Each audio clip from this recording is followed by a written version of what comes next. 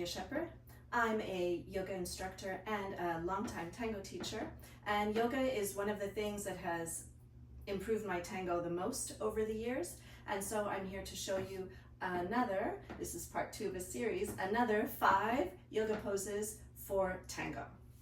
For this one, it would be good to have a few props. So a folded up towel or firm blanket, like a yoga blanket, a block, yoga block, that could be a book or a brick of some kind, and some type of belt. So I have a yoga belt, which is nice because you can create this loop, but it can really be any long belt or scarf that you have handy. So we're going to actually start on the floor on our backs, and we're going to stretch the hamstrings, which are the muscles at the back of your thigh. So I'm going to lie down on my back. Knees can be bent to start. I'm going to lift my right foot up and I'm going to place this belt around the foot. So if you don't have a loop in your belt, you can just place the belt, and it's going to be on the balls of the toes. Okay, so at the metatarsals, the ball of the foot. So I could hold that here in 2 hands, or if I have a yoga belt, I can just adjust the loop so it's as big or small as I need it. Put my foot inside the loop and my hand as well inside the loop, and that's a nice comfortable way to hold the belt. So what I want to do here is I want to really straighten the leg as much as possible. So once I've adjusted things so that I can get this right leg straight, then I'm going to also lengthen out the left leg if that's possible. And here, so why do we want to stretch the hamstrings? We don't need to be super flexible to dance tango unless we're doing show tango and acrobatics, of course. But we do, the length of the muscles at the back of the thigh, the length of the hamstrings affects the position of our pelvis and our overall posture very much. So it's really good for tango as well as for life to keep those muscles long so that they're not pulling on your sit bones and pulling your pelvis into a posterior tilt. So I'm going to reach up through the foot, I'm going to reach up through the heel as well. I'm going to reach through the balls of the toes, and I can kind of resist against that strap. And then I'm going to think about moving the front of my thigh towards the back of my thigh. So I'm moving my thigh back, or I can think about my thigh bone, the femur, moving back toward those hamstring muscles at the back of the thigh. At the same time, I'm going to activate the leg on the ground, so I'm anchoring that leg down.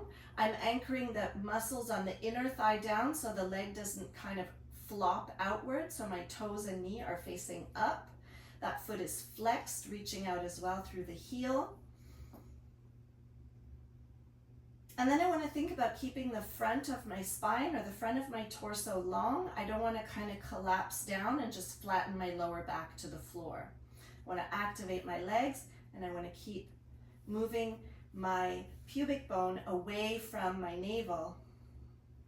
So I should be able to actually pass a hand or something underneath my lower back. Shoulders and shoulder blades are resting down toward the floor, and I'm not poking my chin way up in the air. I'm sliding the back of the head away from the upper back. So if you did the previous series of 5 poses, and we talked about all the alignment and the positioning of the body in Tadasana, mountain pose, we've really got the same stuff going on here, and we've got the floor behind us to kind of help us with our alignment. And maybe as I keep breathing, I could exhale and bring the leg in a little closer. I can just bend my elbow a little more. Invite the leg in without bending the knee, right? No shortcuts. And then we can release and we can change legs. So of course, you take as much or as little belt as you need. So we straighten that leg. We lengthen out the right leg on the ground now. We've switched, we're doing the left side. So I want to reach up through my heel, reach up through the ball of the foot, back through the thigh, down through the right thigh on the ground, out through the foot. Bring that shoulder and shoulder blade back down to the floor. keep the front of my body long.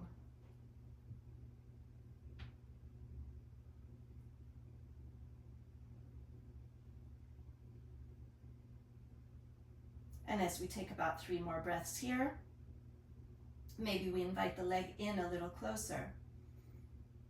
I like to do it on the exhales. And another good thing to practice, when you think about breathing, is breathing through your nose. It's not pleasant to dance with somebody who breathes through their mouth. And it's good for you to breathe through your nose.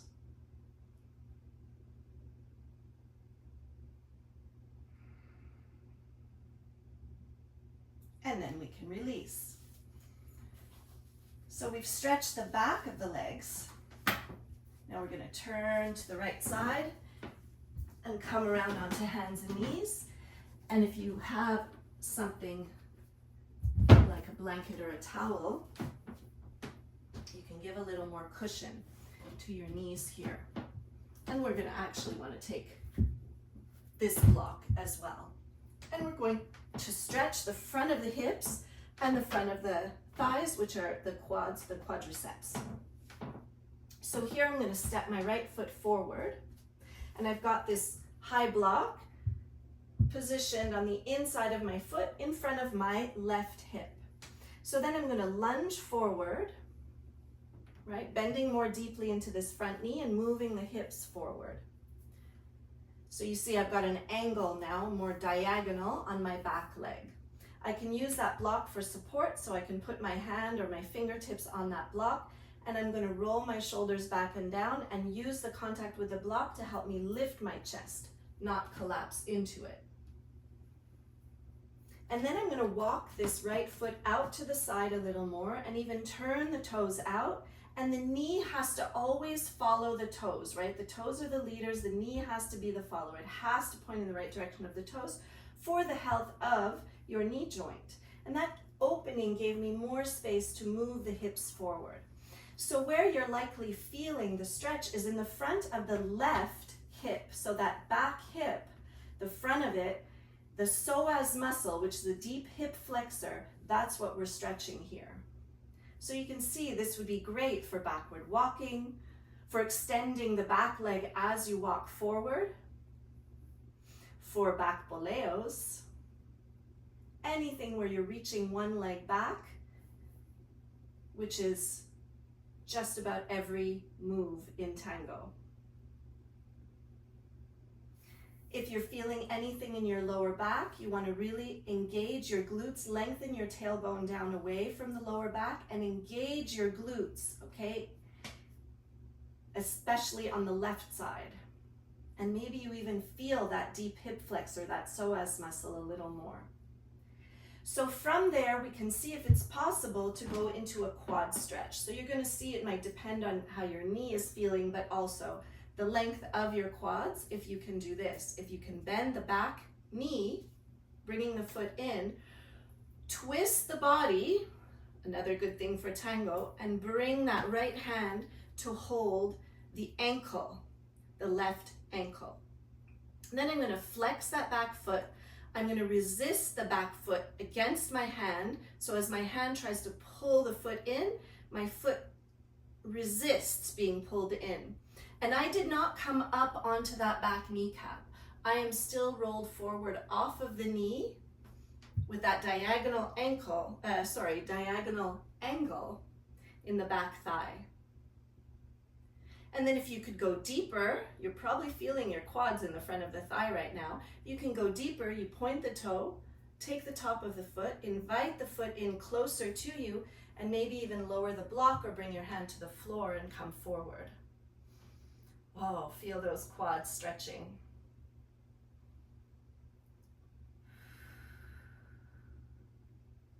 What could be better for beautiful back boleos? Okay, then we can release, push into that right foot, come back up and switch sides. So we start with the psoas stretch. So that's the front of the right hip that's going to be stretching now. So I'm going to lunge forward. I have the block for support. I can walk that foot out, a little bit of turnout in both the foot and the knee, which gives space for my hips to move further forward. I can engage the glutes here on the right side. Feel that psoas stretching. Torso is lifted, toning the back muscles here, helping ourselves be able to stand tall and straight regardless of what the legs are doing. Shoulders, shoulder blades down.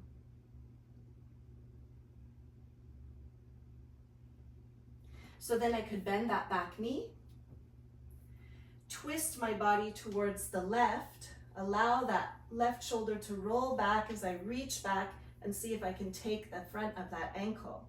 Flex the foot, resist.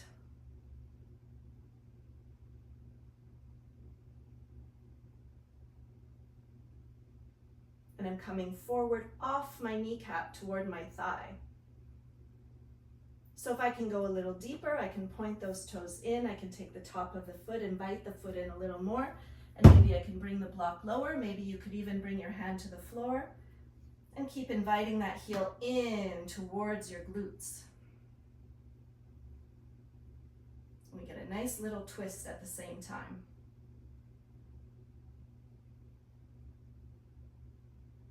And we release. Push into the foot, come back up. Put this block away. And we're going to come to stand.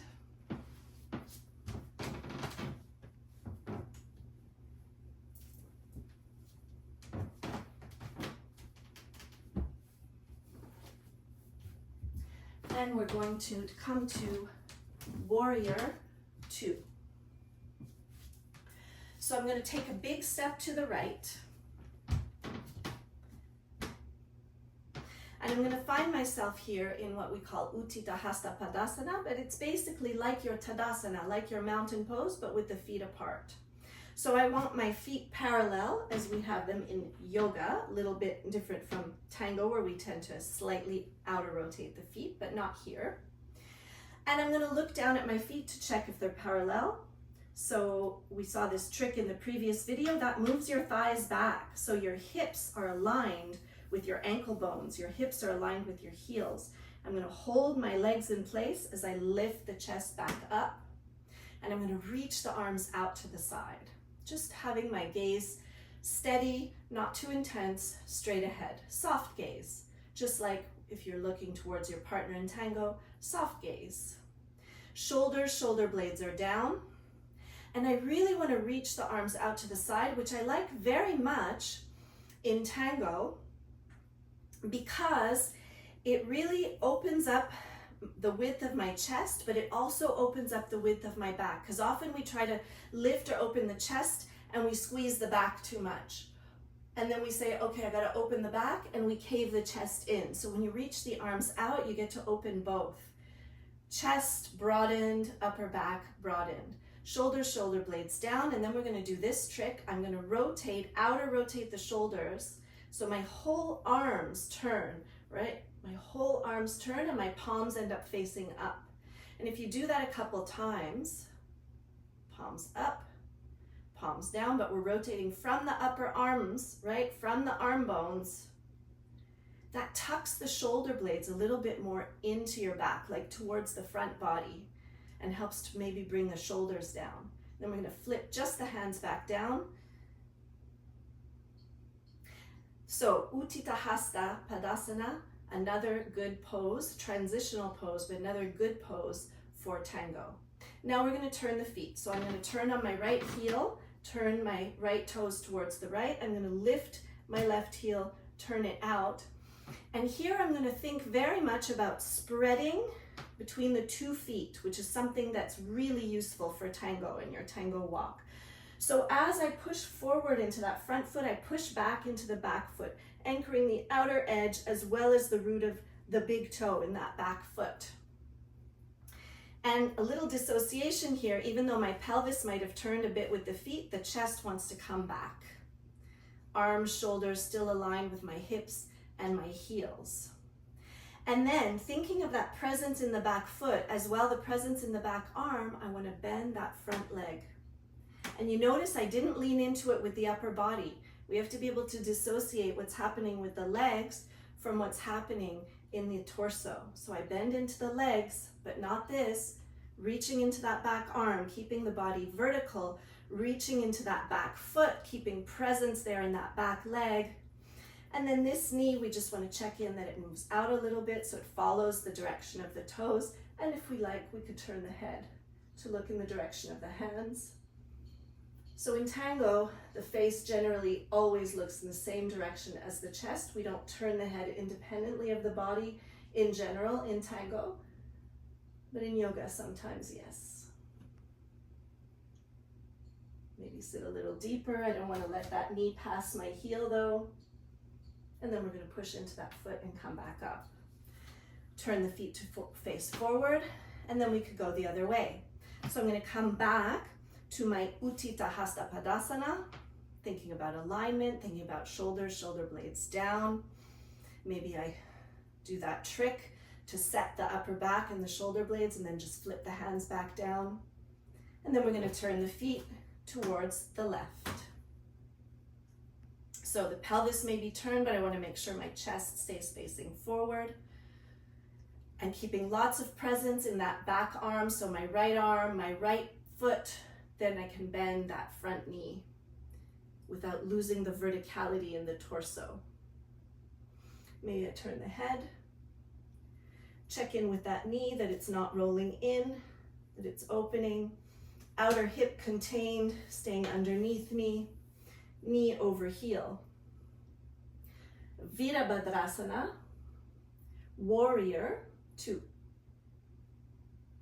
Push into the front foot, straighten the leg, hands down, turn the feet. I could maybe walk the feet in a little bit, and then I'm going to take one big step, just push the floor and bring my feet together.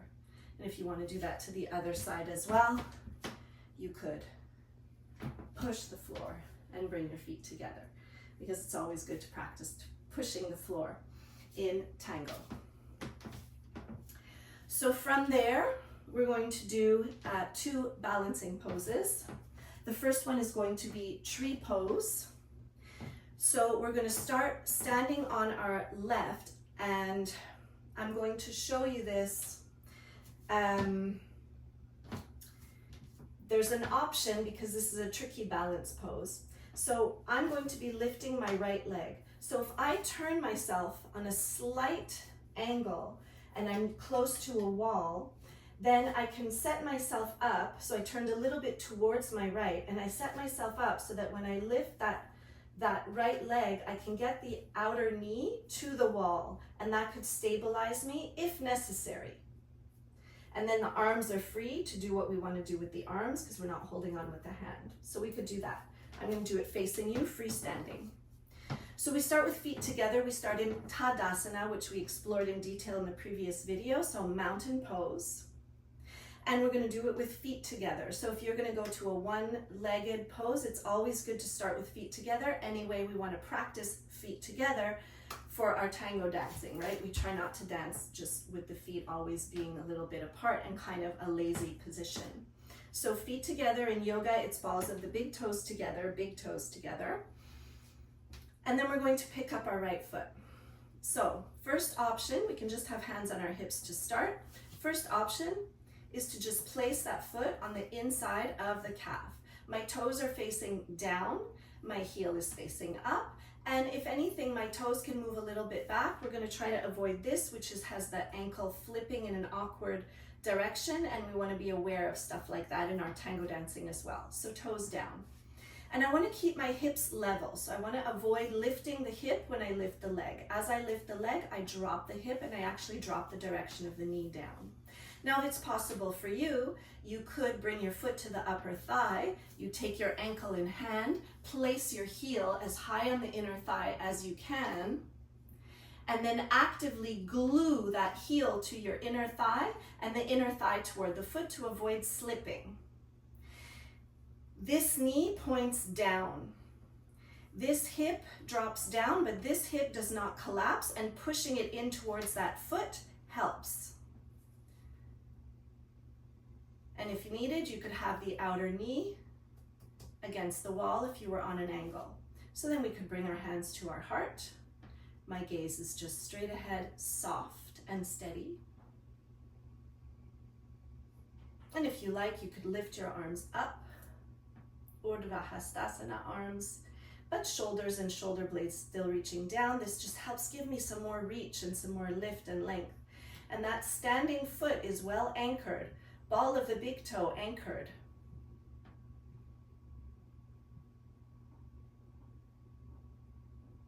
Pelvis neutral. So my tailbone is not tucking and it's not flipping up. Then we can bring our hands back down, bring hands to the hips, remove the foot, and bring the foot back to the floor. And we'll do the other side. So again, now I could turn a little bit on an angle if I'm close to the wall and have that for some support and stability as needed. And this is a perfectly valid way to do the pose. If it's hard on your knee or just not possible to get your foot to your thigh, just be here. Do not have your foot on the inner knee. It's not good for your knee to always have that pressure. So the foot is on the calf or above the knee on the thigh.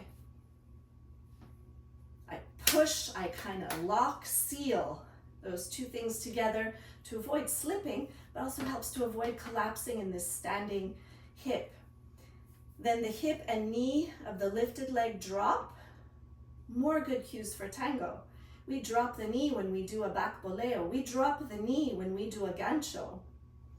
Anytime you lift your foot up behind you, you should be dropping the knee downward. Could bring hands to the heart. Now this leg is opening, but I'm not turning the pelvis, right? I'm still facing forward with both hips. And maybe we reach the arms up for a couple of breaths. Getting lots of lift and length, even as the foot roots down strongly, big toe strongly rooting down. And then we can bring our hands back down to the hips and step down. And just be in Tadasana, mountain pose, for a few breaths. Present. Not rushing. Not always doing, sometimes just being.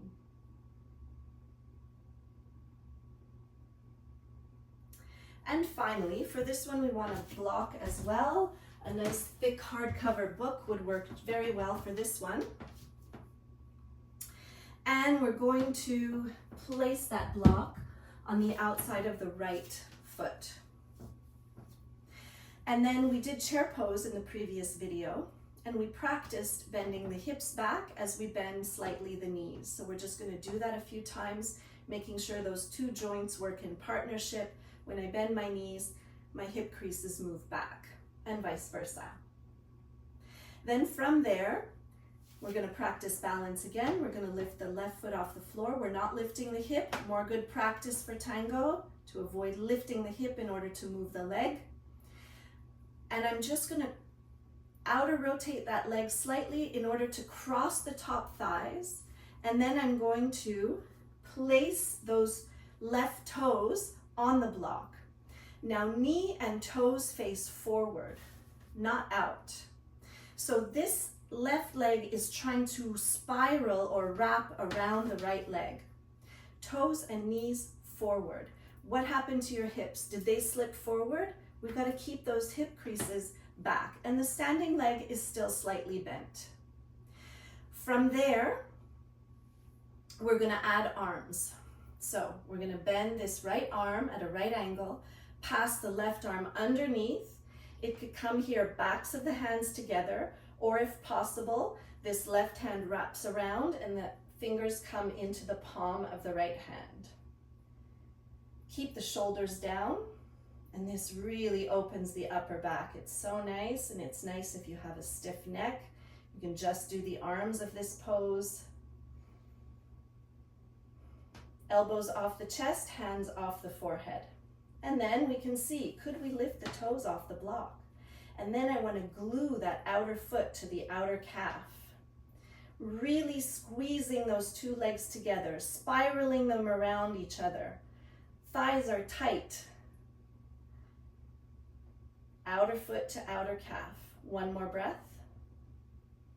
We can unwrap the arms, straighten the standing leg, lift the knee, practicing lifting the knee without lifting the hip, and bring the foot back to the floor. And then we'll do the other side.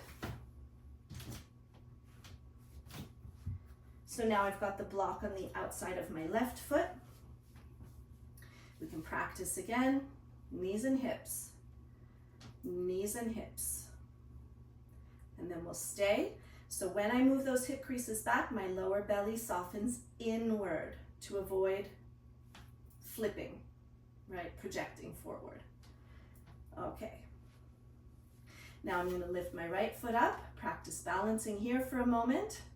I can outer rotate a little bit, cross those top thighs, and then I can bring that right foot to the block while I set up the arms. Knees forward, toes forward. Thighs tight together, wrapping. So now we're going to take the left arm at a right angle, and we're going to pass the right arm underneath. Maybe the backs of the hands come together, maybe that arm wraps around, and the right fingers come into the left palm. Elbows off the chest, hands off the forehead, shoulders and shoulder blades down. And then maybe you remove the toes from the block, practice your balance. Outer right foot to outer left calf, legs tight, wrapping, anchoring the big toe of the standing foot, and continuing to keep the hips, lower belly back.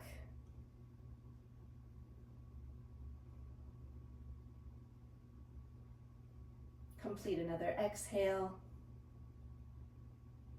And then you can undo the wrapping of the arms. Stand up straight, lift the leg without lifting the hip. Bring the foot down.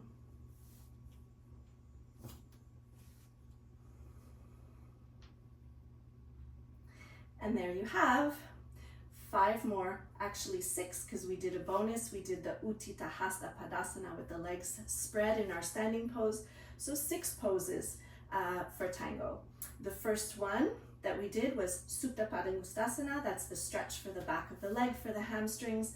And then we did the stretch sequence for the psoas and the quads. From there we came to stand. We had our Utthita Hasta Padasana, we had our Warrior 2, Virabhadrasana 2, and then we had our tree pose, Vrikshasana, and we had Garudasana, the eagle pose at the end, which I find particularly informative for your tango dancing. Thank you, and more yoga videos to come.